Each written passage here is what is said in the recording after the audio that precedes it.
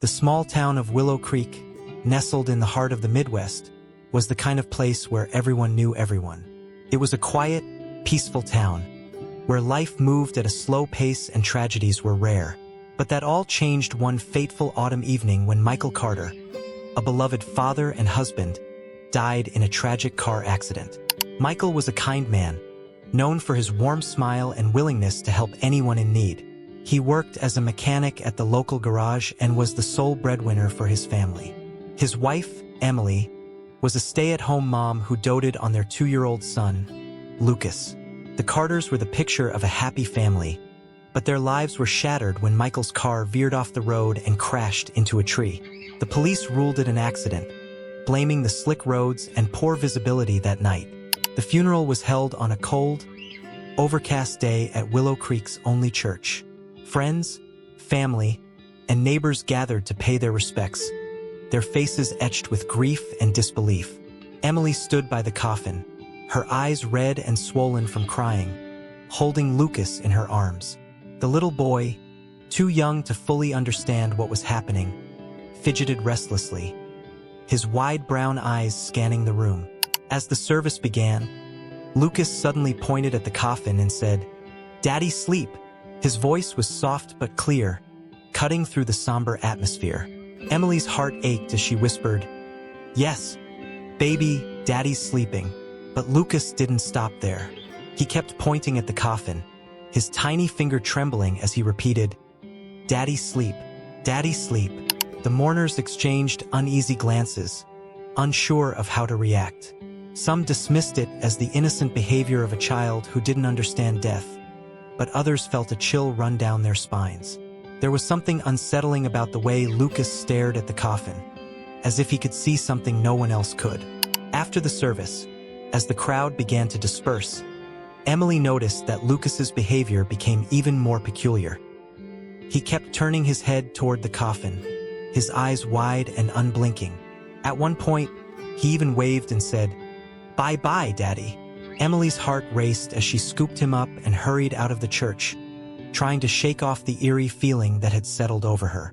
That night, as Emily tucked Lucas into bed, he looked up at her and said, "Daddy, not Daddy." Confused, Emily knelt beside him and asked, "What do you mean, sweetheart?" Lucas frowned, as if struggling to find the right words, then repeated, "Daddy, not Daddy." Emily's mind raced.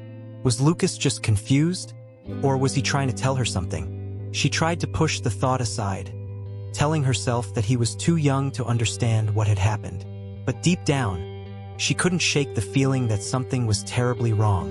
Over the next few days, Lucas's strange behavior continued.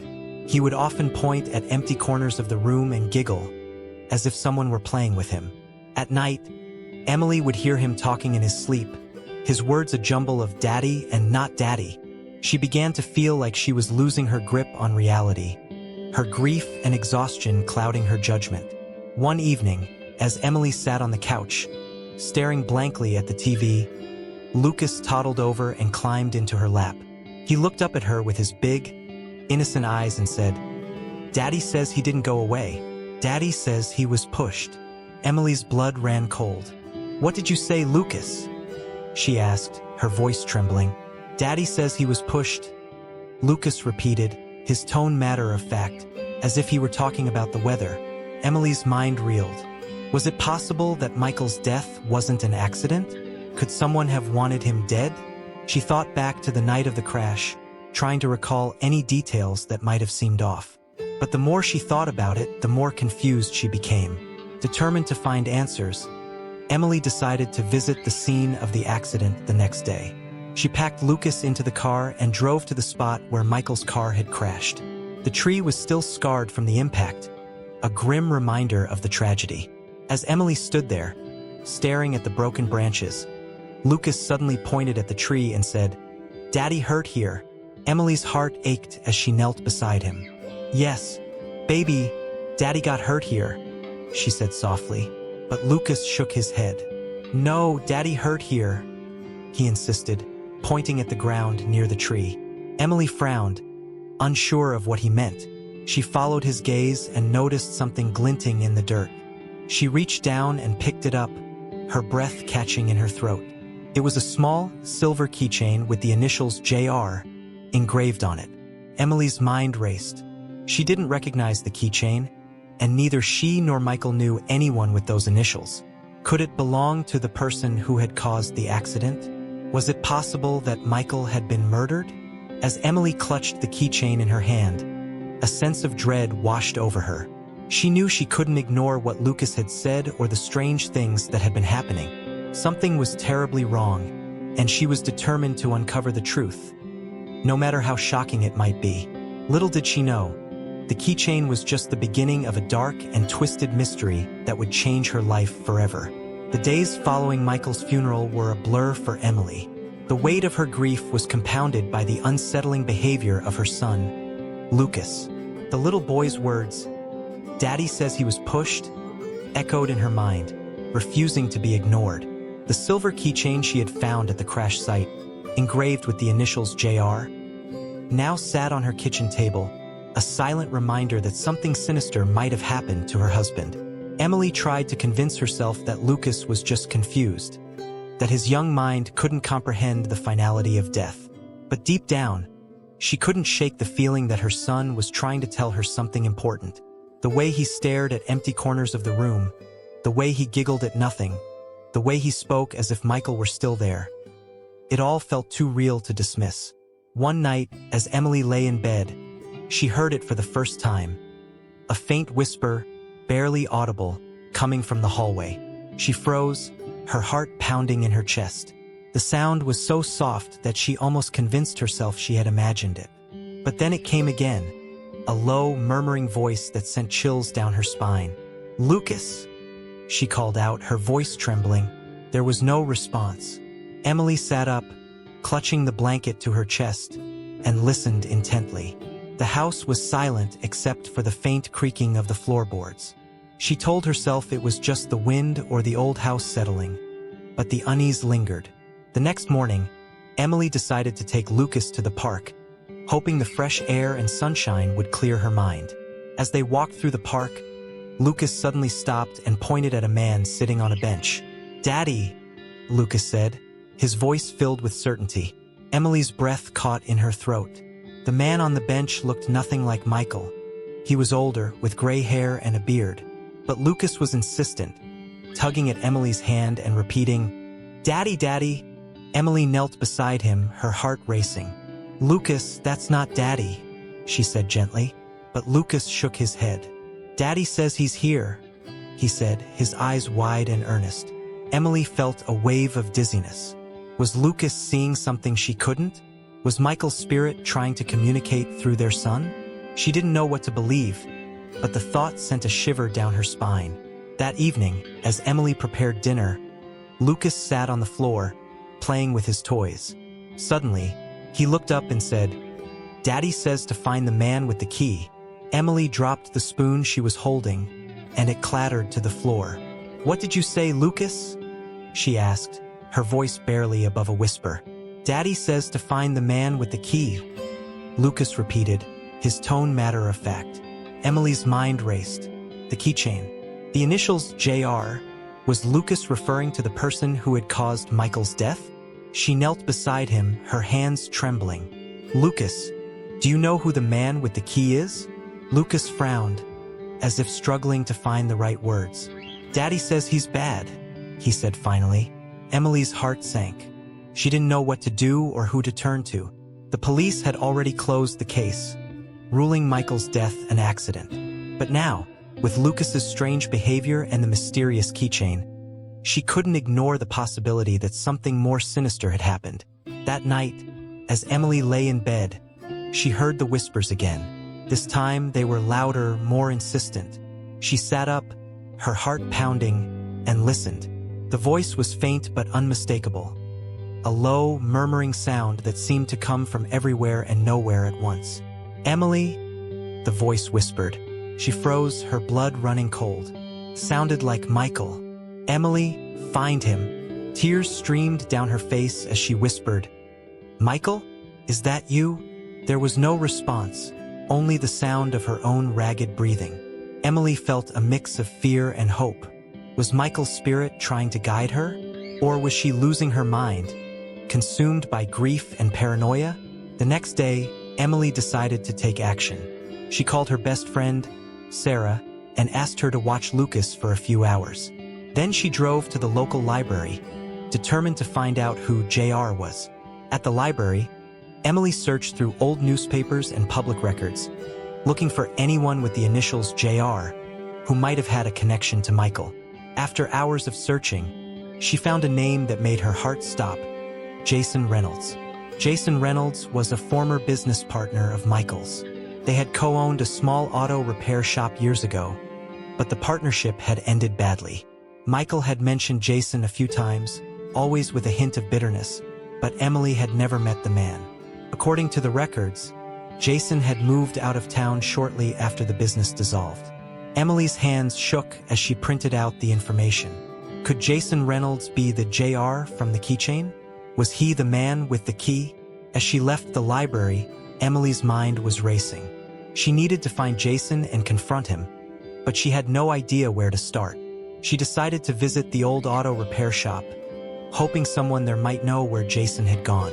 The shop was located on the outskirts of town, in a rundown building that looked like it hadn't been used in years.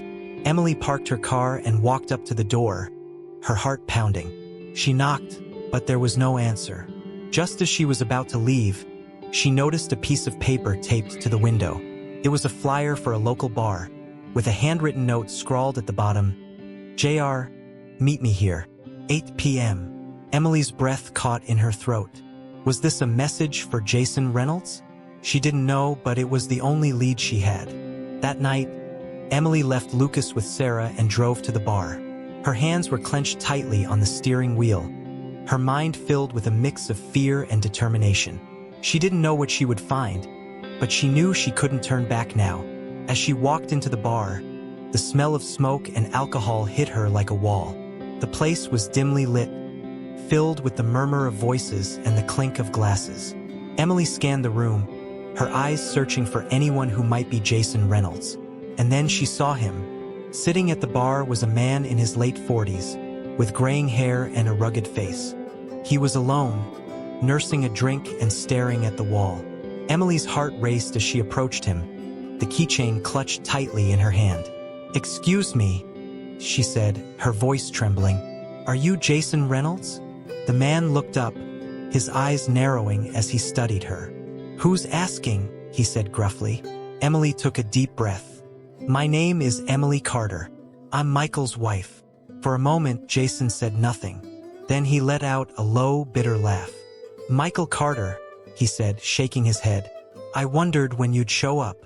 Emily's heart pounded. "What do you mean?" she asked. Jason leaned back in his chair, his eyes cold and calculating. "You're here because of the keychain, aren't you?" he said, nodding toward her hand. Emily's breath caught. "How do you know about that?" Jason smirked. "Because I put it there," he said. "And if you're smart, you'll walk away and never look back." Emily felt a surge of anger and fear. "What did you do to Michael?" she demanded. Jason's expression darkened. "I didn't do anything," he said. "But if you keep digging, you might not like what you find." Before Emily could respond, Jason stood up and walked out of the bar, leaving her standing there, her mind reeling. As she drove home, Emily's thoughts were a whirlwind of confusion and fear. What had Jason meant? Was he threatening her? And what did he know about Michael's death? One thing was clear. The mystery was far from over. And Emily knew that if she wanted answers, she would have to keep digging, no matter how dangerous it might be. Emily's encounter with Jason Reynolds left her more determined than ever to uncover the truth about Michael's death. The cryptic warning he had given her only fueled her suspicions. What was he hiding? And why had he left the keychain at the crash site? Emily knew she couldn't let this go. Not when her son, Lucas, seemed to be channeling messages from beyond the grave. The next morning, Emily decided to visit the local police station. She brought the keychain with her, hoping it would be enough to convince them to reopen the case. The officer at the front desk, a middle-aged man with a tired expression, listened patiently as Emily explained her suspicions. "I think my husband's death wasn't an accident," she said, her voice trembling. "I found this keychain at the crash site, and I believe it belongs to someone who might have been involved." The officer examined the keychain and nodded. "We'll look into it," he said, though his tone suggested he wasn't convinced. "But without more evidence, there's not much we can do." Frustrated but undeterred, Emily left the station and headed to the one place she thought might hold answers: Michael's old auto repair shop. The shop had been closed for years, but Emily hoped she might find something there. A clue, a document, anything that could shed light on what had happened. The shop was just as run down as she remembered, its windows covered in dust and its sign hanging crookedly. Emily used the spare key Michael had kept hidden under a loose floorboard to unlock the door. The inside was dark and musty, filled with the smell of oil and rust. She flicked on the lights, revealing a cluttered workspace with tools scattered everywhere and old car parts stacked in corners. Emily began searching through the drawers and filing cabinets, looking for anything that might connect Jason Reynolds to Michael's death. After hours of searching, she found a folder labeled Business Records. Inside were old contracts, invoices, and a handwritten note that made her heart stop. The note was from Jason Reynolds, dated just a week before Michael's death.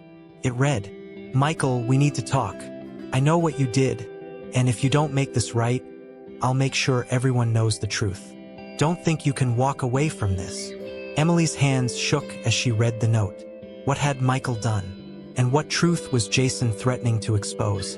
She felt a mix of emotions: anger, confusion, and a growing sense of dread. Had Michael been keeping secrets from her? As she continued to search, Emily found another document that caught her eye: a life insurance policy. The policy was in Michael's name, with Emily as the beneficiary. The amount was substantial, enough to pay off their mortgage and provide for Lucas's future. But what struck Emily was the date. The policy had been taken out just a month before Michael's death. A cold realization washed over her. Had Michael known something was going to happen to him? Or had someone else taken out the policy without his knowledge? Emily's thoughts were interrupted by the sound of footsteps outside. She froze, her heart pounding, as the door creaked open. Standing in the doorway was Jason Reynolds. "I told you to leave this alone," he said, his voice low and menacing. Emily clutched the documents to her chest, her mind racing. "What are you doing here?" she demanded. Jason stepped inside, closing the door behind him. "I could ask you the same thing," he said. "You're digging into things you don't understand." "I understand that my husband is dead," Emily shot back, her voice shaking with anger. "And I think you know something about it." Jason's expression darkened. "Michael was no saint," he said. "He made a lot of enemies, including me, but I didn't kill him." "Then who did?" Emily demanded. Jason hesitated, as if weighing his words. "There's someone else," he said finally. "Someone who had more to lose than I did if Michael's secrets came out." Emily's heart raced. "Who?" Before Jason could answer, the sound of a car engine outside made them both turn. Through the window, Emily saw a black SUV pull up to the shop. Jason's face paled. "You need to leave," he said urgently. "Now." "Why? Who's that?" Emily asked, her fear growing. Jason grabbed her arm and pulled her toward the back door. "There's no time to explain," he said. "Just go. And whatever you do, don't trust anyone." Emily hesitated, but the urgency in Jason's voice convinced her to listen. She slipped out the back door and ran to her car, her heart pounding. As she drove away, she glanced in the rearview mirror and saw two men in dark suits entering the shop. When she got home, Emily's mind was a whirlwind of questions. Who were those men? What secrets had Michael been hiding? And why was Jason so afraid? That night, as Emily tucked Lucas into bed, he looked up at her and said, "Daddy says to be careful." Emily's heart ached. "I will, sweetheart," she said softly. "I promise." But as she lay in bed that night, Emily couldn't shake the feeling that she was in over her head. The deeper she dug, the more dangerous things became. And yet, she knew she couldn't stop. Not until she found out the truth about Michael's death. The next morning, Emily received a phone call from an unknown number. She hesitated before answering, her heart racing. "Emily Carter?" a man's voice said on the other end. "Yes," Emily replied cautiously. "My name is Detective Harris," the man said. "I'm with the state police. I understand you've been asking questions about your husband's death." Emily's breath caught. "Yes," she said. "I think there's more to it than what the police have said." "I think you might be right," Detective Harris said. "I've been looking into Michael's case, and there are some things that don't add up. Can we meet?" Emily agreed, and they arranged to meet at a coffee shop later that day. As she hung up the phone, she felt a glimmer of hope. Maybe, just maybe, she was finally getting closer to the truth.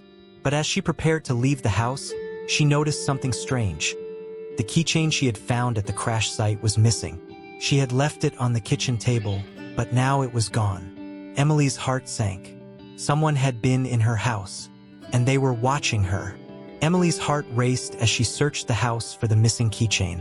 It had been on the kitchen table just hours ago, and now it was gone. The realization that someone had been inside her home sent a chill down her spine. She quickly checked on Lucas, who was still asleep in his room, and then locked all the doors and windows. As she sat at the kitchen table, trying to calm her nerves, her phone buzzed. It was a text from Detective Harris, confirming their meeting at the coffee shop. Emily took a deep breath, reminding herself that she needed to stay focused.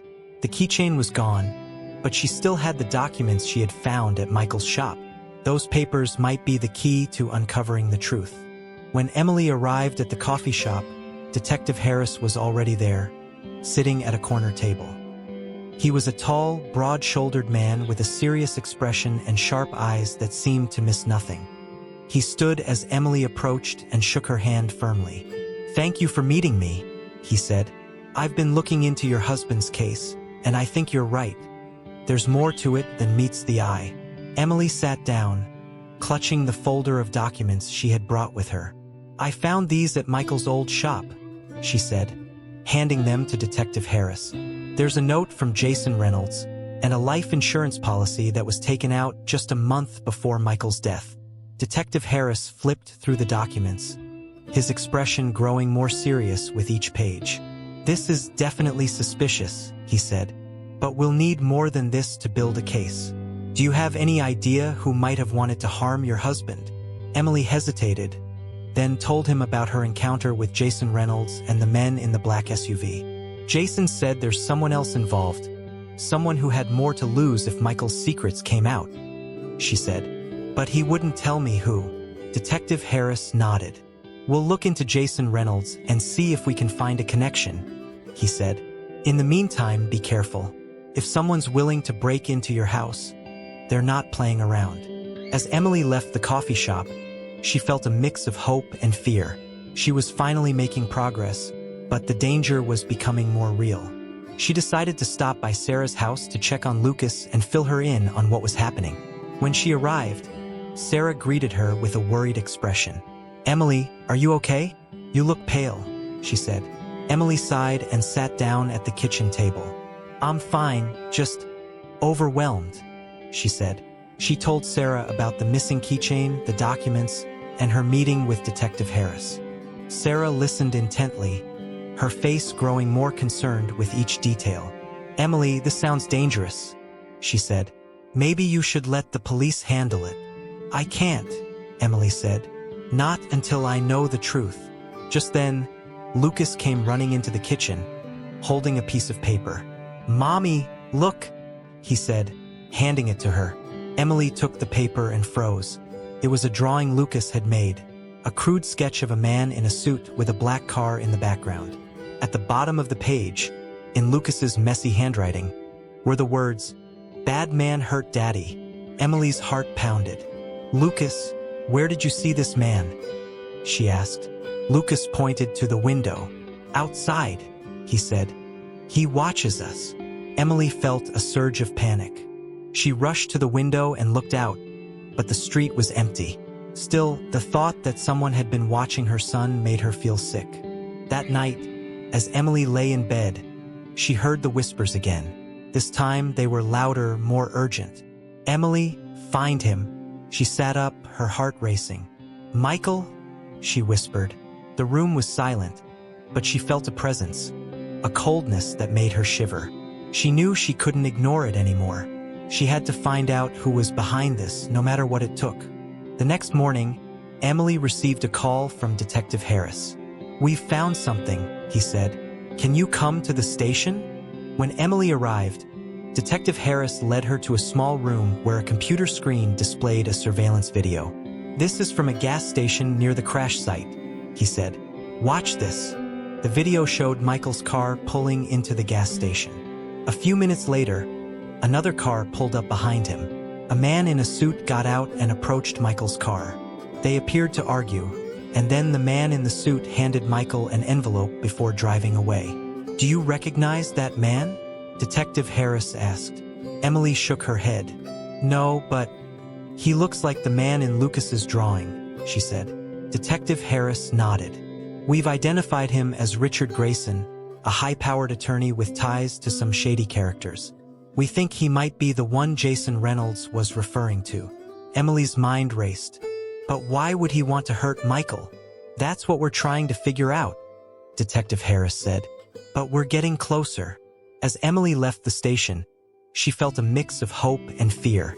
She was finally getting answers, but the danger was far from over. That evening, as she was putting Lucas to bed, he looked up at her and said, "Daddy says it's almost over." Emily's heart ached. "I hope so, sweetheart," she said. But as she lay in bed that night, she heard the whispers again. This time, they were clear and unmistakable. "Emily, be careful. He's coming." Suddenly, the sound of breaking glass shattered the silence. Emily jumped out of bed and grabbed her phone, her heart pounding. She crept to the door and peeked out, only to see a shadowy figure moving through the house. Before she could react, the figure lunged at her, knocking her to the ground. She struggled, but the man was too strong. He pinned her down and leaned in close, his breath hot on her face. "You should have left it alone," he hissed. Emily recognized him instantly. It was Richard Grayson, the man from the surveillance video. But before he could do anything, a loud crash echoed through the house. Richard froze, his eyes wide with fear. Emily looked up and saw a figure standing in the doorway, a figure that looked just like Michael. Richard stumbled back, his face pale. "No, it can't be." The figure stepped forward, its eyes glowing with an otherworldly light. "You took everything from me?" it said, its voice echoing like thunder. "Now it's your turn." Richard screamed and ran out of the house, leaving Emily trembling on the floor. The figure turned to her, its expression softening. "It's over," it said. "You're safe now." And then, just like that, it was gone. The next morning, the police found Richard Grayson's car crashed into a tree, just like Michael's. He was dead, and in his pocket was the missing keychain. Emily never found out exactly what had happened that night, but she knew one thing for sure. Michael had been watching over her and Lucas, protecting them until the very end. As she stood at Michael's grave, holding Lucas's hand, she felt a sense of peace she hadn't felt in months. "Thank you," she whispered. "We'll be okay now." And for the first time in a long time, she believed it.